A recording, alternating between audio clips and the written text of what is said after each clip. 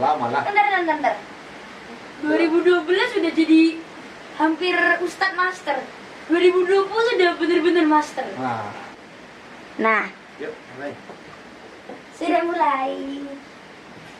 Halo, Rituan Start the Podcast. Hari ini udah ada Pak Ustadz di situ, di sebelah. Dan katanya Pak Ustadz akan ngomongin tentang seberapa pentingnya ngaji. Dan manfaatnya apa yang bisa Ya. diambil dari ngaji. Ya benar. Aku mau ngecek dulu hasilnya. Kok dicek dulu? Oke, aman. Masih aman. Yuk. Lihat duluan ya, mulai ya. Tunggu. Aku lihat sesuatu. Oh, nggak ada. Oke, maaf. Ya. Jadi, Aldrin, Ya. ngaji itu pentingnya adalah karena menjalani hidup kita di dunia itu, Ya. Allah memberikan petunjuknya bagaimana lewat Quran. Jadi pentingnya orang ngaji itu bisa tahu bagaimana petunjuk kehidupan ini. Sama dengan Aldrin punya barang baru, punya game yang baru atau apa. Yang pertama harus dibaca adalah petunjuk cara memanfaatkan barang itu. Ada buku petunjuknya. Nah, Quran itu sama. Quran itu petunjuk. Tapi petunjuk dunia. Petunjuk untuk menjalani kehidupan di dunia. Bagaimana anak kepada orang tuanya, bagaimana kita kepada sesama teman, bagaimana semangat belajar dan seterusnya. Maka itu pentingnya orang harus meluangkan waktu untuk mengaji. Walaupun banyak kesibukannya, harus ada waktu untuk Ya, mengaji. harus ada. Contohnya, Soal kiamat masih lama. kiamat kalau kata Al-Quran sudah dekat. Ya memang sih katanya cuma untuk hari ini, besok dan selanjutnya. Jadi harus betul-betul bersiap diri. Nah, contoh Azim, ada orang yang tidak mau ngaji. Dia sibuk dengan kegiatannya, dengan pekerjaannya, dengan bisnisnya, jualannya, misalkan tidak mau ngaji. Dianggap ngaji itu menyita waktu. Nanti kalau saya ngaji, jualan saya tidak laku dong. Karena saya harus. Ustaz. Jangan lupa kasih kisah-kisah dikit ya. Nah, makanya ini. Kemudian setelah itu dia bisnis, dia jualan, dia ngantor, dia tidak pernah mau ngaji. Ibadah juga tidak pernah mau. Sholat tidak mau. Pokoknya itu namanya mementingkan dunia. Tidak mau mendekat kepada apa yang terjadi lagi. Dia masuk neraka. Sebelum kalau di akhiratnya jelas ada balasannya, betul kata Andri. Tapi di dunianya saja sudah ada balasannya. Apa yang terjadi? Balasannya malah nggak laku. Gini ternyata yang terjadi. Habis itu waktu nggak laku malah nyalain Quran. Ternyata yang terjadi begini, Aldrin. Ketika dia sudah berbisnis terus, bekerja terus, ternyata ada masalah dalam bisnisnya, ada masalah dalam pekerjaannya. Misalkan nih, bisnisnya mengirim barang, ternyata pengiriman barangnya macet karena di jalan atau ada kecelakaan mobilnya, ada kecelakaan kapal yang membawa barang. Dia stres lah, karena banyak sekali kerugiannya kan, dia stres. Setelah dia stres, gimana ini? Kejiwaannya terganggu, terguncang karena shock ya. Apa yang terjadi? Dia itu sering senyum-senyum sendiri, mikir-mikir sendiri, kayak orang mau gila gitu. Akhirnya dibawa sama keluarganya ke dokter jiwa, spesialis ke jiwa. Ketika di konsultasi ke dokternya, ada doanya kalau ada doanya kalau ada seperti itu. Subhanalladzi yusabbihu ar-ra'du bihamdihi wal malaikatu min khifat. Artinya Subhanalladzi, maha suci Allah, yang yusabbihu ar-ra'du, yang petir itu bertasbih kepada Allah, bihamdihi, dengan memuji Allah, wal malaikatu, begitu pula malaikat bertasbih kepada Allah, min khifatih, karena takut kepada Allah, karena tunduk kepada Allah. Itu doanya. Oke, dan. Lanjut ya.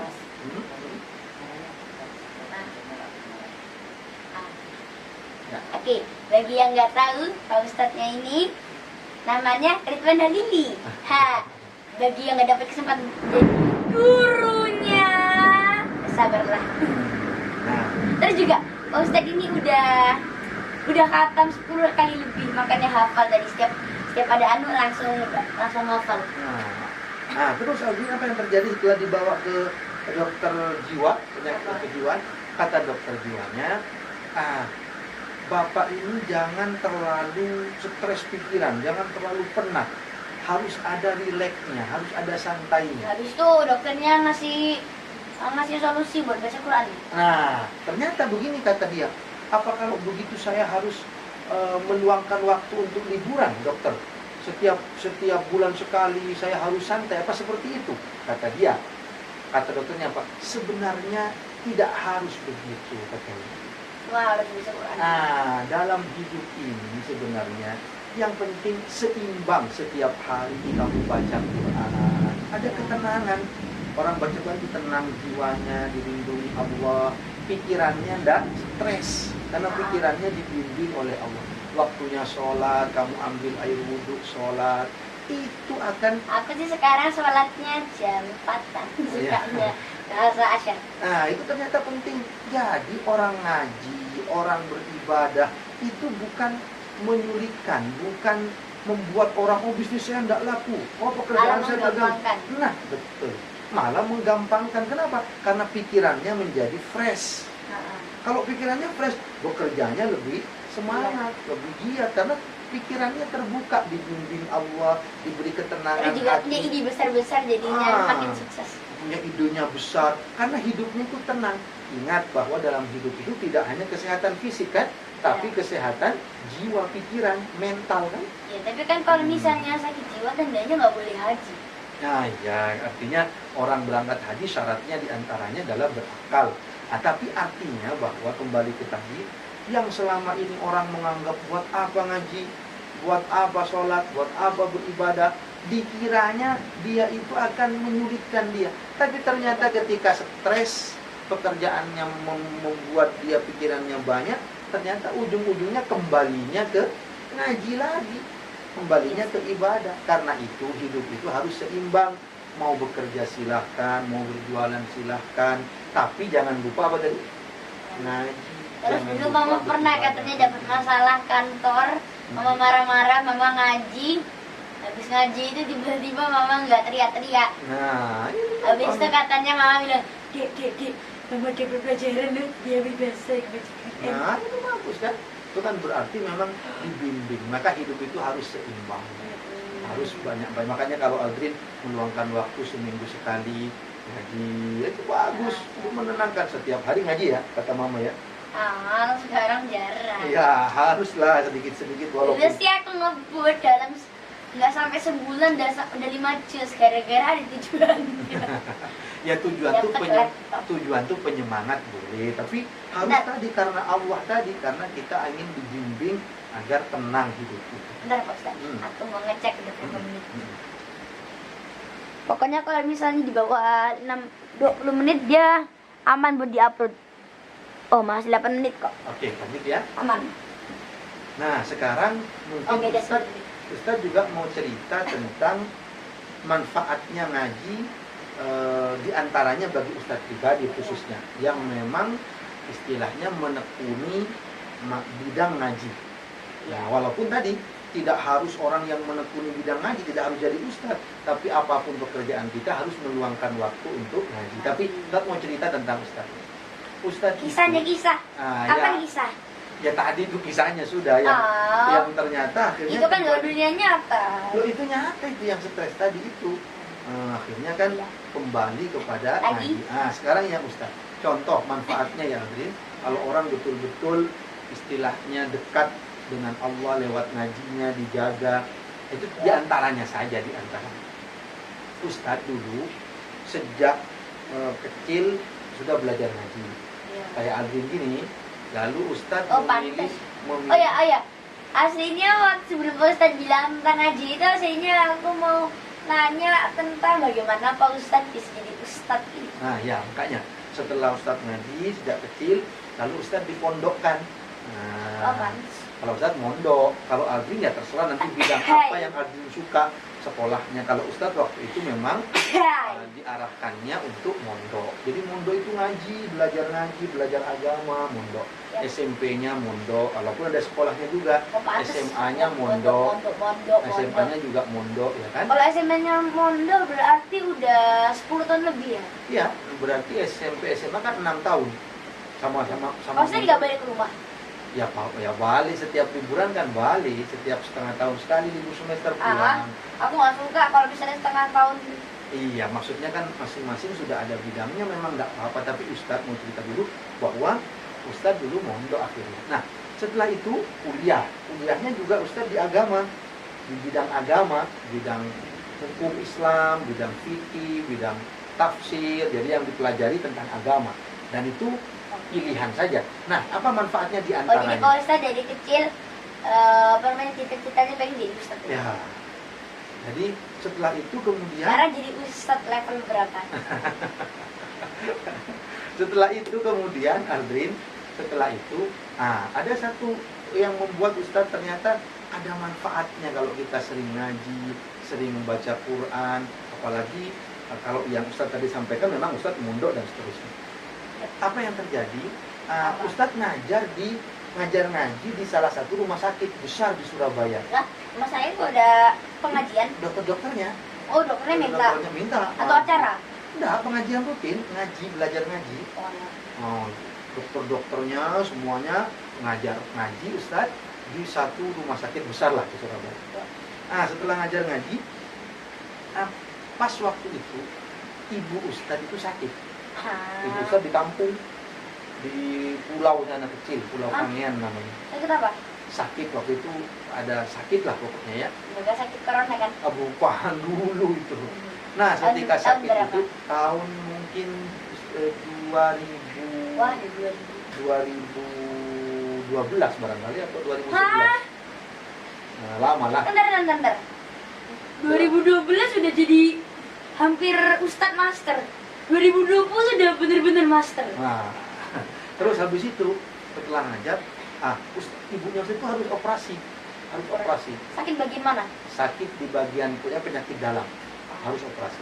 Bagian perutnya sakit terus. Ya, ketika harus operasi, kalau menggunakan istilahnya dulu itu asuransi kesehatan dari pemerintah. Asuransi kesehatan gimana? Ya, kalau sakit bisa gratis. Bisa gratis, tapi yang dari pemerintah, program pemerintah waktu itu harus antri karena orang banyak kan yang pengen kan, jadi harus antri kan. Bisa tidak antri kalau dia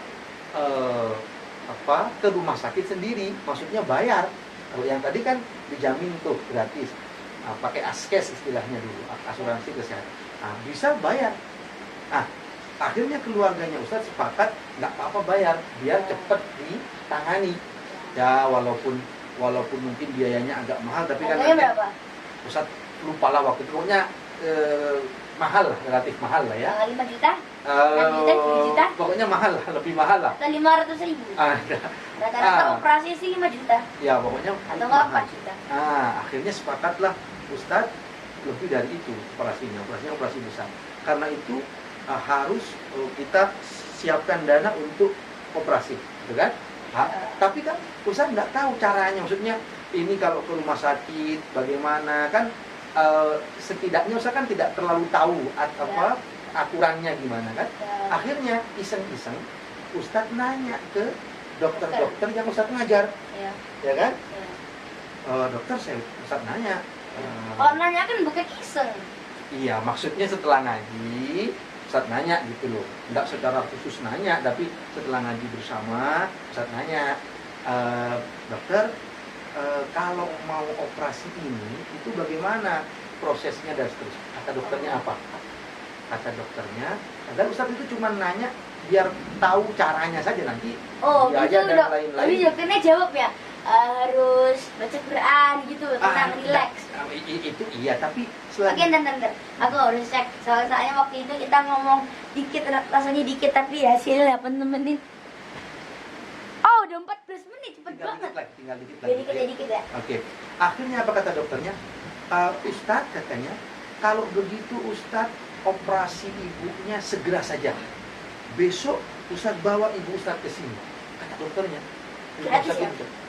Akhirnya Ustadz bawa ibu Ustadz ke situ, selain dapat operasi, biayanya gratis total ditanggung sama dokternya. Oh, soalnya dokternya itu udah berterima kasih sama Pak Ustadz ya, Iya. gara-gara diajarin ngaji. Betul. Jadi ditanggung semuanya, bukan hanya itu. Yang mengoperasi itu dokter seniornya, kepala departemennya di Waduh. rumah sakit itu. Waduh. Bukan dokter. Dia ahli banget ya? Ahli banget. Sampai kata perawat-perawat dan dokter-dokter yang lain bilang begini, heran katanya, kok baru dokter ini itu mau operasi langsung. Biasanya yang operasi itu dokter-dokter yang masih mungkin muda-muda, tapi ini yang operasi langsung dokter senior. Kalau Pak Ustadz beruntung ya, waktu tahun segitu Papa udah jadi dokter, Tapi udah pasti dikasih gratis tanpa Pak Ustadz nanya. tapi saya Yang belum- penting Papa tahu kabarnya ibu emang sakit. bagus. Ini, Bapak kan juga tinggi sosialnya, luar biasa baiknya ya kepada orang, insya Allah berkah. Tapi jarang sih. Tapi Ustadz belum kenal kan sama Bapak dulu, kenalnya sama itu. Ya, Om megang ini. Oh ya enggak. Habis itu, setelah itu, Nah, corona kan? enggak. Setelah itu ternyata Andri, Ya. semuanya ditanggung, bahkan yang operasi dokter seniornya Ya. beres, semuanya selesai. Kata Ibu Ustadz kepada Ustadz ketika selesai Terima operasinya kasih. berhasil. Kata Ibu Ustadz, alhamdulillah berkat bantuannya anaknya Ibu, katanya Ustadz, alhamdulillah Ibu bisa. Katanya Ustadz gantian, sebenarnya bukan karena Ustadz, karena dulu Karena Allah. dan sebabnya karena Ibu Ustadz dulu yang nyuruh Ustadz untuk sering-sering ngaji.